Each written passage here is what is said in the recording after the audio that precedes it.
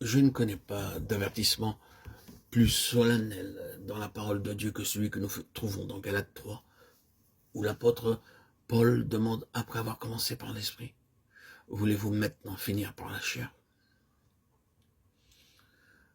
Comprenez-vous ce que cela signifie? C'est un terrible danger dans le travail pour Christ, comme dans une vie chrétienne.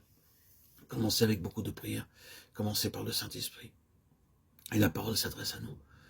Après avoir commencé par l'esprit, voulez-vous maintenant finir par la chair? Dans les premiers temps de notre impuissance et de nos perplexités, nous avons beaucoup prié et Dieu a répondu. Et il a béni, et notre organisation s'est perfectionnée, et notre équipe de travailleurs a grandi. Mais graduellement, l'organisation, le travail et la hâte ont tellement pris possession de nous, que la puissance du Saint-Esprit dans laquelle nous avons commencé quand nous n'étions qu'un petit nombre s'est presque perdue. Oh, je vous en supplie, remarquez-le bien.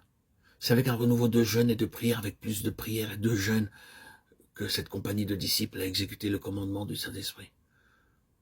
Mon âme ne t'attend qu'à Dieu seul. C'est là notre travail le plus élevé, le plus important. Le Saint-Esprit descend en réponse à la prière de la foi. Quand Jésus fut monté au ciel et qu'il s'assit sur son trône, le marchepied du trône fut pendant 10 jours le lieu où les disciples dans l'attente crièrent à lui. Et c'est la loi du royaume. Le roi sur son trône, les serviteurs sur le marchepied. Que Dieu nous trouve là sans cesse. Quelle merveilleuse bénédiction quand nous permettons au Saint-Esprit de conduire, de diriger le travail, et quand nous lui obéissons. Vous connaissez l'histoire de la mission pour laquelle Barnabas et Saül furent envoyés?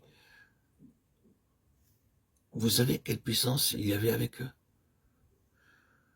Le Saint-Esprit les avait envoyés, ils allèrent de lieu en lieu et reçurent de grandes bénédictions.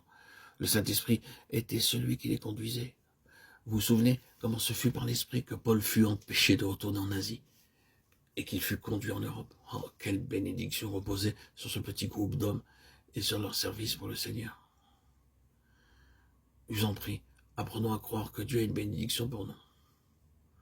Le Saint-Esprit, dans les mains duquel le Seigneur a placé le travail, a été appelé le pouvoir exécutif de la Sainte Trinité. Le Saint-Esprit n'a pas seulement la puissance, mais il est l'Esprit d'amour. Il se meut sur ce sombre monde. Il se meut sur notre pays et sur chaque sphère de travail. Il est désireux de bénir. Pourquoi n'est-il pas plus de bénédiction? Il ne peut y avoir qu'une seule réponse. Nous n'avons pas honoré le Saint-Esprit comme nous aurions dû le faire. Quelqu'un peut-il dire, ce n'est pas vrai? Est-ce que chaque chrétien qui réfléchit n'est pas prêt à s'écrier, mon Dieu, pardonne-moi de n'avoir pas honoré le Saint-Esprit comme j'avais dû le faire? Je l'ai contristé, j'ai permis au moi, à la chair, à ma volonté propre, à mon ego d'occuper la place que Dieu réservait au Saint-Esprit. Oh, le péché est plus grand que nous ne le savons. Quoi d'étonnant qu'il y ait tant d'échecs et de faiblesses dans l'Église de Jésus-Christ aujourd'hui.